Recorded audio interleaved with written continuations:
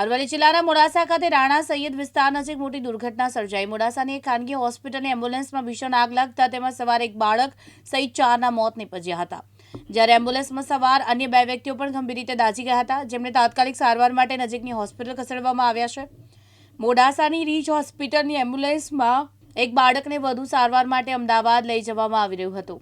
આ દરમિયાન એમ્બ્યુલન્સમાં આગ લાગતા ડોક્ટર, નર્સ, બાળક અને અનેક વ્યક્તિનું આ દુર્ઘટનામાં મોત નીપજ્યા છે, જ્યારે એમ્બ્યુલન્સમાં સવાર અન્ય 2 વ્યક્તિઓ પણ ગંભીર રીતે દાઝી ગયા છે। તાત્કાલિક સારવાર માટે નજીકની હોસ્પિટલ ખસેડવામાં આવ્યા છે। એમ્બ્યુલન્સમાં આગ કયા કારણસર લાગી તે અંગેનું ચોક્કસ કારણ હજુ અકબંધ છે। મોડાસા ટાઉન પોલીસે આ સમગ્ર ઘટના અંગે તપાસ હાથ ધરી છે। રાત્રિના 1:40 કલાકે 101 નંબર પર કોલ આવેલો હતો કે એક એમ્બ્યુલન્સમાં આગ લાગેલી છે રાણા સૈયદ પાસે। મોડાસા નગરપાલિકા ફાયર વિભાગની ટીમ તાત્કાલિક સ્થળ પર પહોંચી અને આગ પર કાબૂ મેળવ્યો હતો।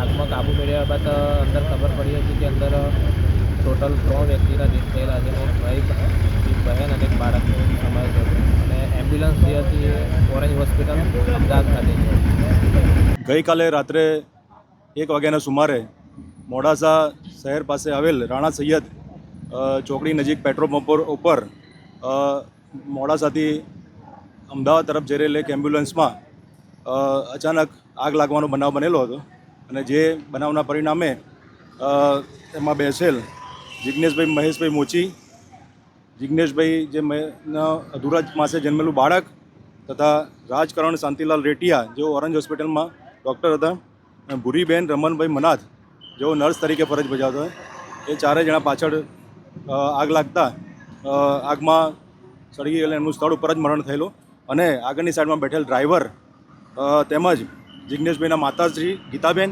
તથા જિગ્નેશભાઈના ભાઈ એ 3 જણા આગ લાગતા આગળથી ઉતરી ગયેલા હતા અને તેઓને વધતા ઓછા અંશે તેઓ દાઝી ગયેલ છે।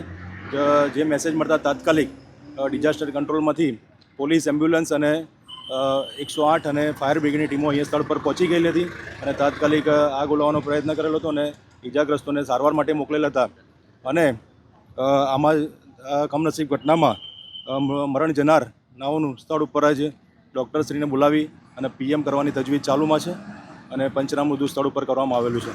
કયા કારણ પર આગ લાગી છે? ફોરેન્સિક FSLને બધું બોલાવેલું છે, એ આવ્યા પછી આગનું ચોક્કસ કારણ જાણવા મળશે। ઋતુલ પ્રજાપતિ, દિવ્યાંગ ન્યૂઝ, અરવલ્લી।